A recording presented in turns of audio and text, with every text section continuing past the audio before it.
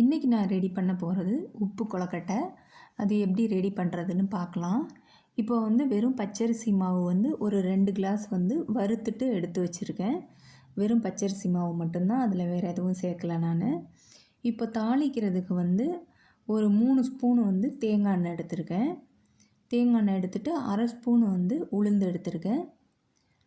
அதுக்கப்புறமா 1/4 ஸ்பூன் கடுகு எடுத்துருக்கேன். இது நல்லா வெடித்து வந்தோடனே இதுக்கு தேவையான அளவு கருவேப்பிலை போட்டுடலாம்.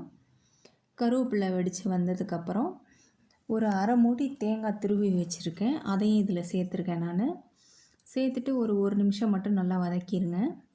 வதக்கிட்டு நம்ம இப்போ மாவு ஒரு 2 கிளாஸ் எடுத்துருக்கோம். இதுக்கு தண்ணி நான் ஒரு 2.5 கிளாஸ் தண்ணி ஊற்றுறேன். ஜாஸ்தியாக ஊற்றிட்டோன்னா நம்ம உருண்டை பிடிக்க முடியாது. அதனால் அளவு இது கரெக்டாக இருக்குது. 2.5 கிளாஸ் ஊற்றிக்கங்க. 2.5 கிளாஸ் ஊற்றுனதுக்கப்புறம் இது கொதித்ததுக்கப்புறம் தான் நம்ம இதில் சேர்க்கணும் மாவை. இப்போ இதுக்கு தேவையான அளவு உப்பு போட்டிருக்கேன். உப்பு போட்டுட்டு இது நல்லா கொதித்து வர்ற வரையும் வெயிட் பண்ணலாம். இப்போ கொதிச்சிருச்சு. இப்போ மாவை அதில் போட்டு கிண்டணும். அடுப்பை கம்மி பண்ணிக்கிட்டு ஒரு கையில் கரண்டி வச்சு கிண்டிட்டு இன்னொரு கையில் போட்டுகிட்டே இருங்க. எல்லாம் ஒன்று சேர நல்லா கிண்டிடுங்க. அங்கங்கே மாவு கட்டியாக ஆயிடாமல் கைவிடாமல் கிண்டிடுங்க. இது நல்லா கிண்டிட்டு ஒரு 10 நிமிஷம் மூடி வச்சுருங்க. மூடி வச்சுட்டு இப்போ நம்ம ஆறுனதுக்கப்புறம் உருண்டை உருட்ட போகிறோம். இப்போ கையில் தேங்காய் எண்ணெய் நான் தடவிக்கிட்டு உருண்டை உருட்டுறேன். ஏன்னா கையில் லைட்டாக ஒட்டுங்கிறதுக்காக அப்படி பண்ணுறேன்.